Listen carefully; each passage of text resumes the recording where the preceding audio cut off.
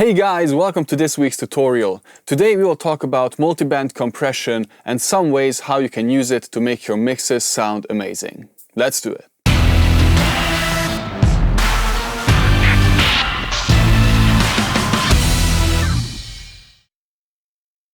So, before we jump into Logic, I want to share with you my thoughts and my philosophy when it comes to using multiband compression.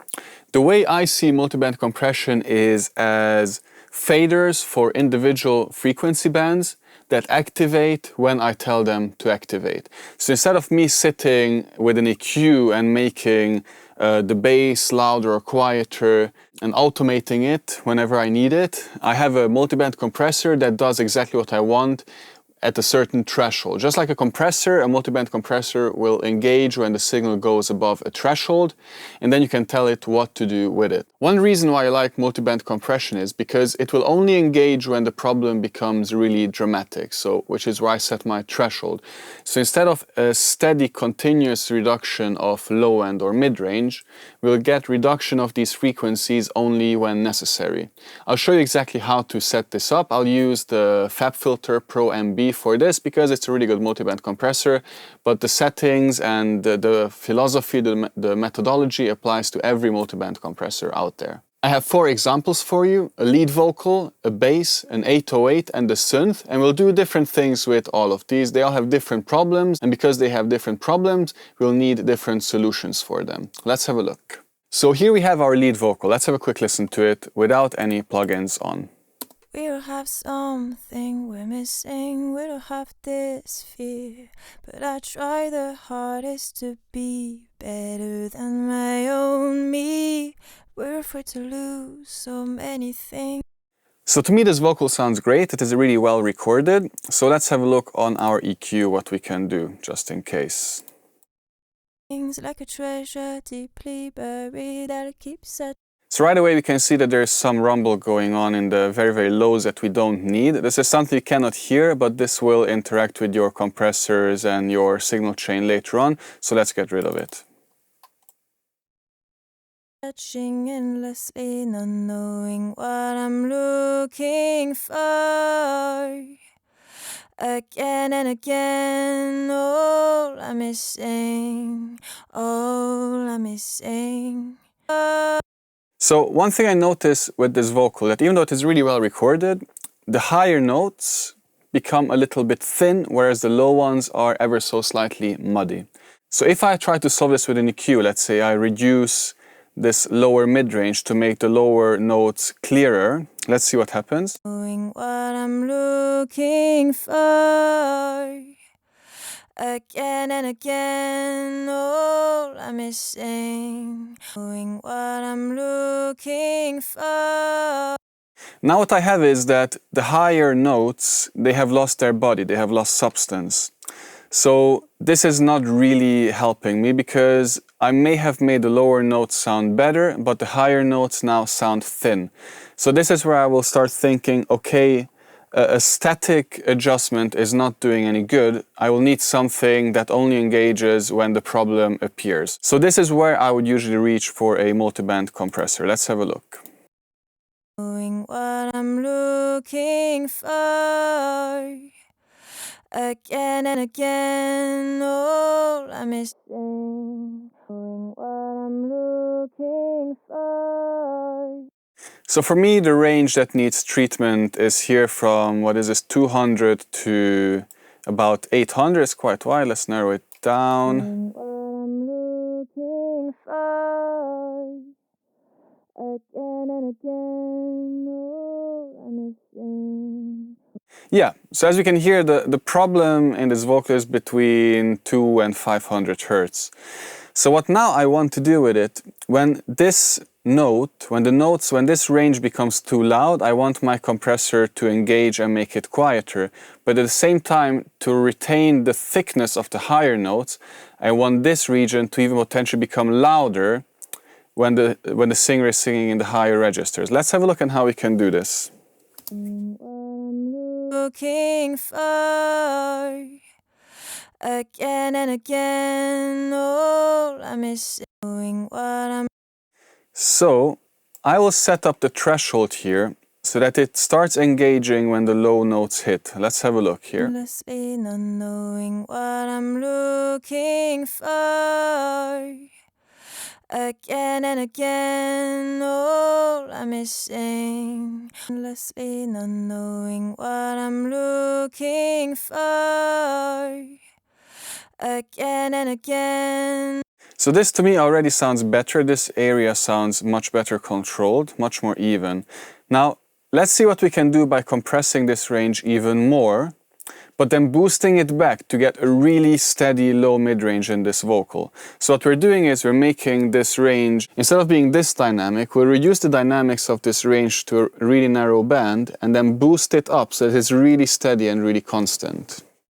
Endlessly not knowing what I'm looking for. Again and again, all I'm missing. Endlessly not knowing what I'm looking for. Again and again, endlessly not knowing what I'm looking for. Again and again, all I'm missing. Endlessly not knowing what I'm looking for. Again and again, all I'm missing. To me, this sounds amazing. As you have seen, I increased the range so it can actually compress this area by 8 dB. This is a really smart feature of the FabFilter Multiband that you can set a limit in how much you want to compress a certain range, regardless of how much the threshold and the ratio would actually compress. The attack and the release, I leave them at these really slow, natural, medium, natural settings. Not knowing what I'm looking for. Again and again. This really works well for me. So one thing I like to do is that because there's not a lot going on below this range, what I would usually do is I'll just have this band control all of the low end of this vocal. Endlessly not knowing what I'm looking for. Again and again, all I'm missing. Endlessly not knowing what I'm looking for. Again and again, all I'm missing. Endlessly not knowing what I'm looking for.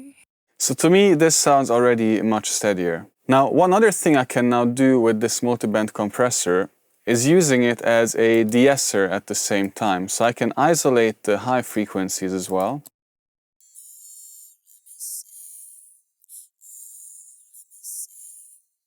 As you can see, now it is only engaging on the S notes. Let's see how that sounds. All I'm missing, all I'm missing.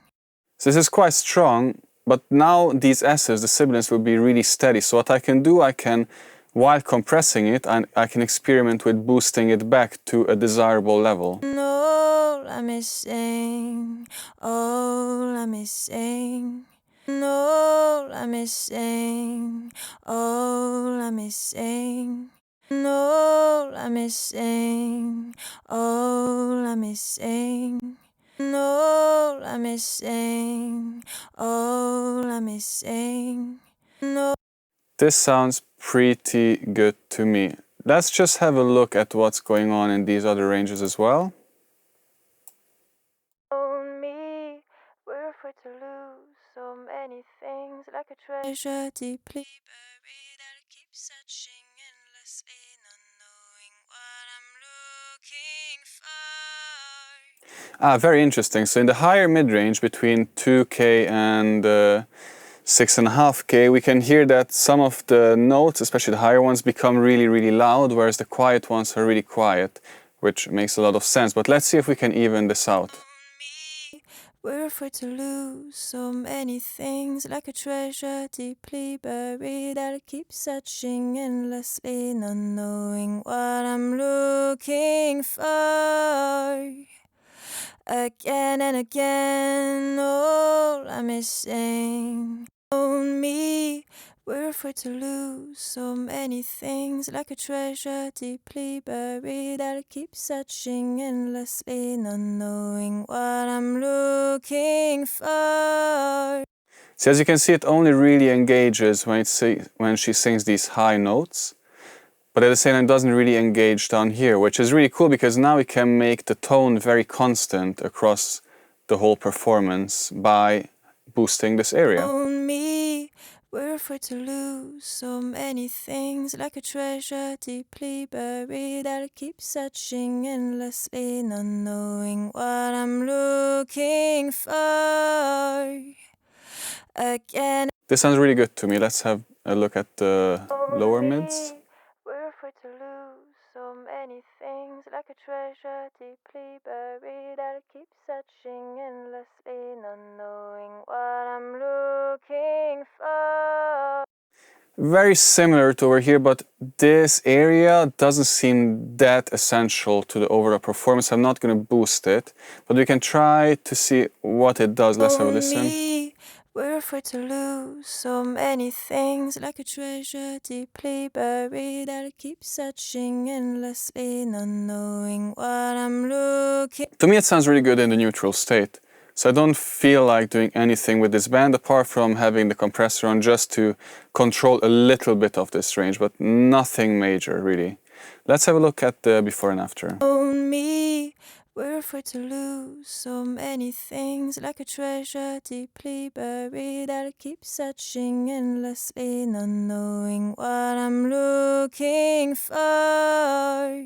On me, we're afraid to lose so many things, like a treasure deeply buried. I'll keep searching endlessly, not knowing what I'm looking for. So to me now the performance sounds much more even. What I could do now, because the frequency balance, the frequencies of this vocal will be relatively even, if I apply my compression after the multiband compressor, the compressor will react very, very evenly throughout the whole performance. So I can get a lot better, a much more even performance out of her this way. That should be good. We're afraid to lose so many things, like a treasure deeply buried. I'll keep searching endlessly, not knowing what I'm looking for. Again and again. Let's see what happens if I turn my multiband compressor off. On me, we're afraid to lose so many things, like a treasure deeply buried. I'll keep searching endlessly, not knowing what I'm looking for.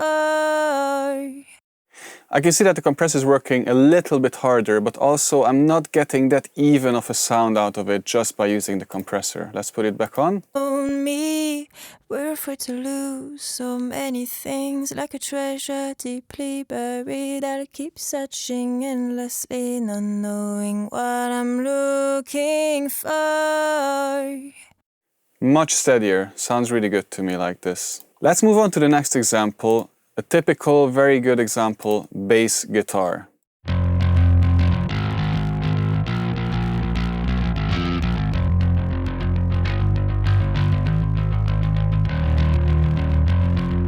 With bass guitars, usually the problem is that the different notes will have different amounts of low end. Especially if you have a cheaper bass guitar with a not so good amp, this problem will be really, really obvious. And if you then mic it up, also room modes come into play. So really, really good bass recordings unfortunately need a lot of resources, meaning really good bass guitars, really good strings, good pick, a really good bassist who can play consistently and steadily, a really good amp, really good microphone, and a room that doesn't have any room modes. I was really lucky to see the bass guitar chamber in Air Studios, and that is just a room with so much absorption that I've never seen anything like that before. It's a huge bass trap, it's a vacuum for bass essentially, so everything will sound super duper even there. For everything else there's multiband compression. So on this bass what you can do, we can set up a band on this multiband compressor to only engage on the lows. Let's have a look.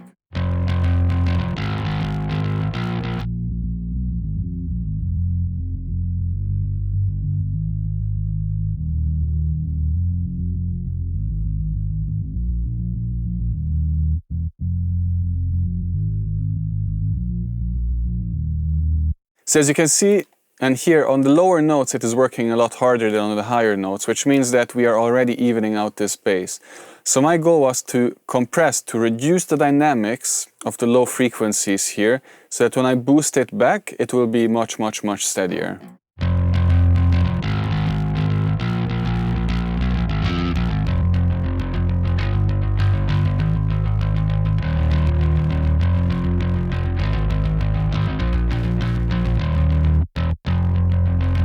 So the attack and release are really perfect here. Again, I don't really change these on this particular one. If you're using one where you have actual milliseconds, then I would recommend using 5 to 10 millisecond attack and 50, maybe 10 to 50 millisecond release.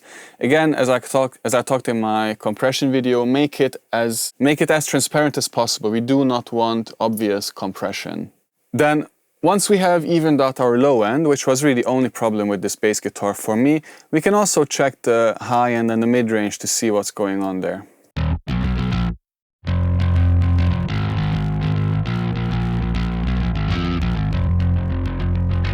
Okay, so there are a few notes poking out, but nothing too crazy. Let's see if we can make this attack really even, because this is more a rocky bass. We probably want the attack to be very hard and very obvious.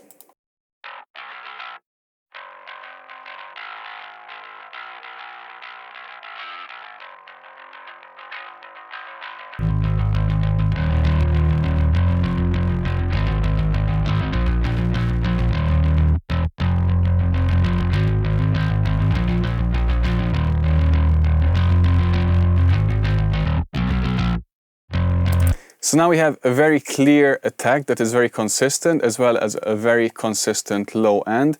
However, I now started to hear some mud in the lower mids. Let's have a look.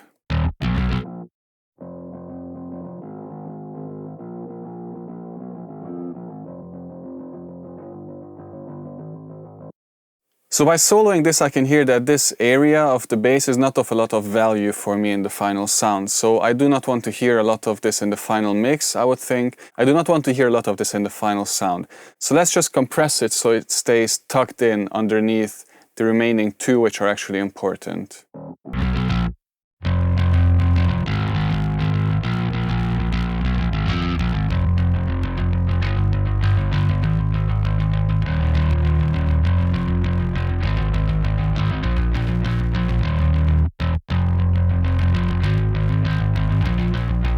Yep, this sounds pretty good to me. Let's have a look at the before and after.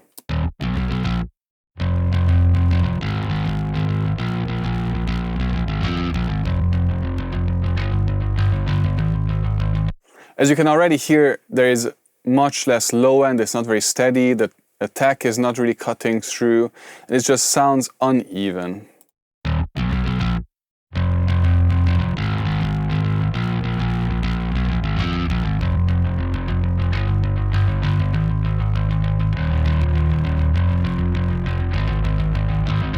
Really good.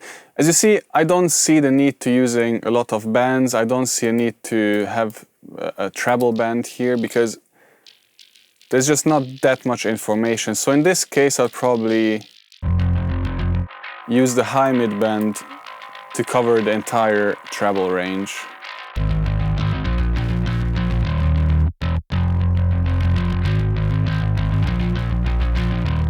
Actually, I can hear now a little bit more of this higher attack as well, which is really good. So I'll just keep it like this. Now a really cool one, 808s. So 808s have this problem that we do not hear them accurately in our rooms, but 808s we can usually rely on the low end being really even because it is a programmed instrument, so they're usually done well enough so that the low end is even.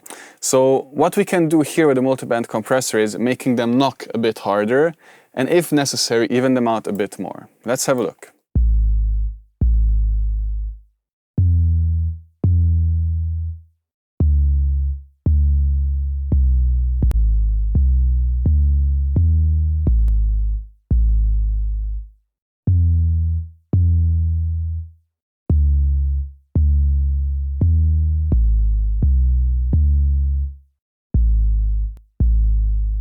Okay, so to my ears this sounds quite even, but I can see that it's a little bit quieter in the lower ranges. So what I can do here is take the entire lows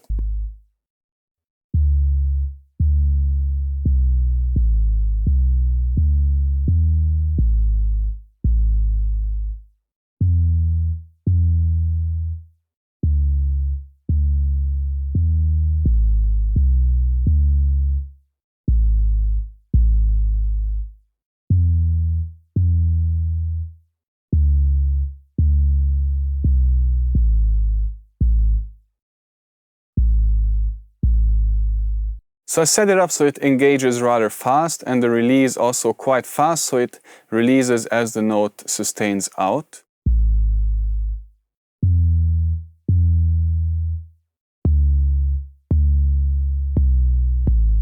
As you can see, what I'm doing again is I compress it, so I reduce the dynamics of the lows and I boost it back. So I have increased the volume of the evened out lows a bit, so it's more steady.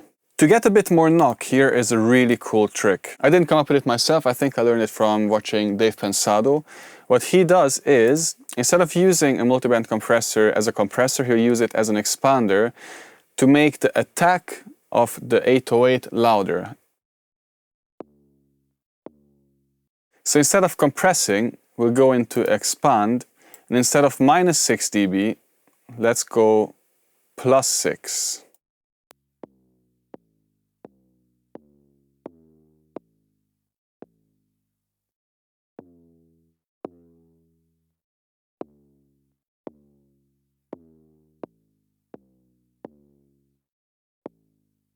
So what this does is every time the 808 hits, it will make the percussive element louder.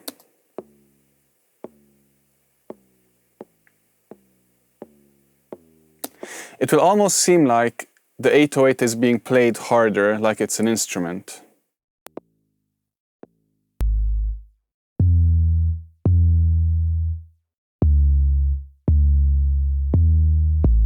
I'm turning it up to the extreme, so it's really, really obvious. Let's have a look at before and after.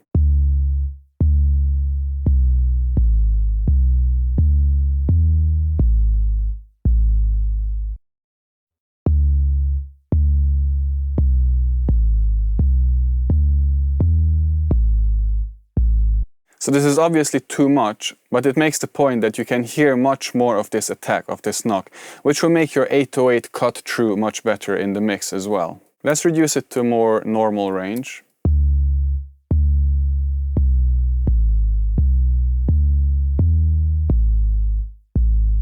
I'm still not super happy with the very low end. Let's have a look.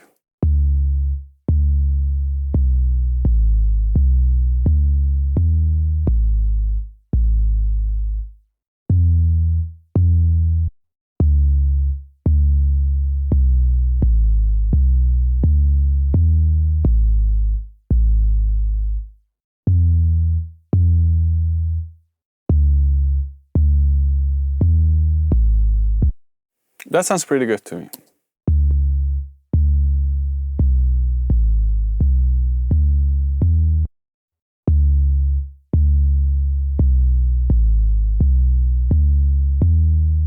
Usually this is all an 808 will ever need. It doesn't need a lot of EQing. If you want, you can funk it up with distortion and other things like that, but an 808 is a really simple and already quite a perfect instrument, a perfect sound.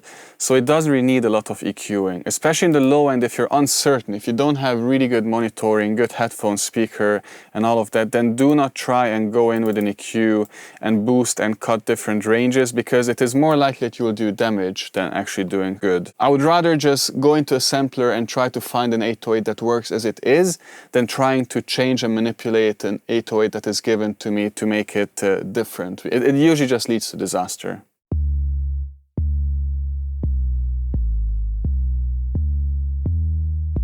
So this works really well for me. Let's have a look at the last example, which is a Synth Pluck.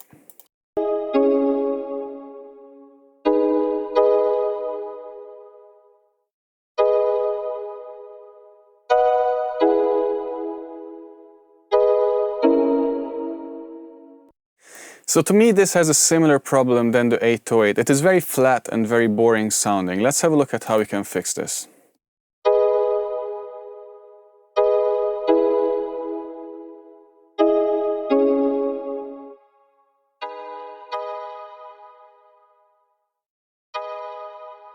Again, what I want to achieve is, with my multiband compressor, is make it seem like this instrument is being played harder. So there's a bit more of an envelope to the attack. So I'll isolate the attack, which in this case is in the upper mid-range. And again, I'll set my multiband compressor to expand. Let's CMA plus 6 dB, and then set up the threshold as needed.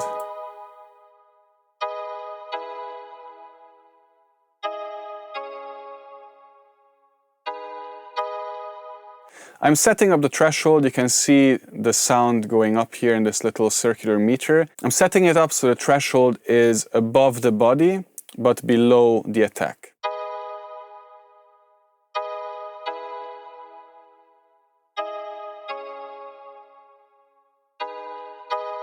So as you can see, every time the note hits, the expander, now it's an expander, will make that range louder.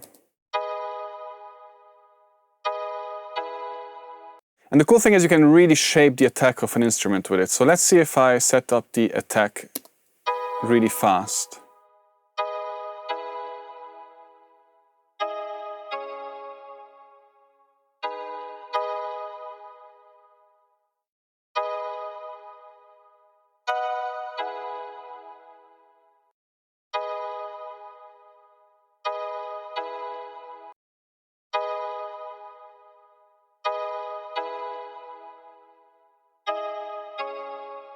Let's make the effect more extreme again, just so we can hear what it does.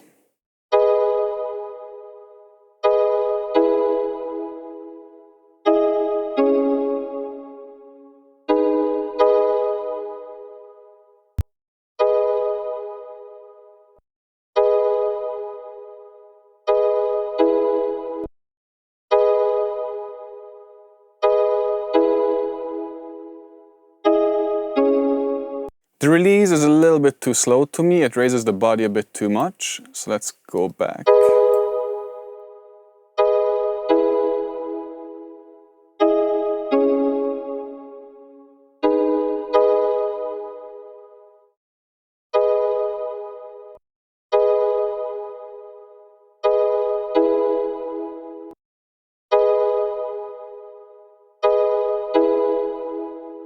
As you can hear, it boosts this area just for the attack. It becomes a bit more percussive. I really like that. Let's have a look if we need to do anything to the lows of this synth.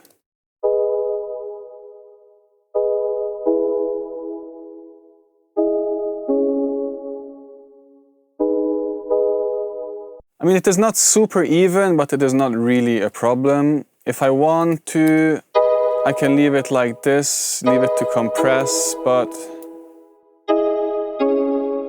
I don't really think it's necessary, so I'm just gonna turn this off.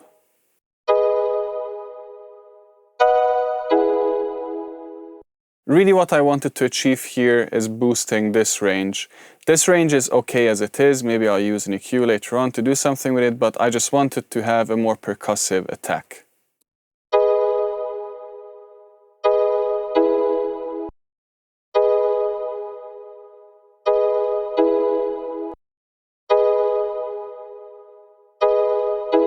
I think that's super cool. This is one of the coolest tricks I've ever learned with multiband compression. And it works with a lot of percussive things. You can use it on drums, you can use it on percussion, you can use it on acoustic guitar, you can use it on electric guitar, you can use it on everything to make it seem a bit livelier. And this is actually one way to add a little bit more movement to your mix, a little bit more groove. So, I hope this clears up a lot of things when it comes to multiband compression. I hope you found it helpful. Please let me know in the comments below if you have any questions, any comments, anything else that I can help you with. Please like and subscribe, of course. Please follow my private Facebook group. And please follow me on Instagram as well for more tips and tricks on mixing and mastering. Thank you very much. See you in the next video. Take it easy and happy mixing.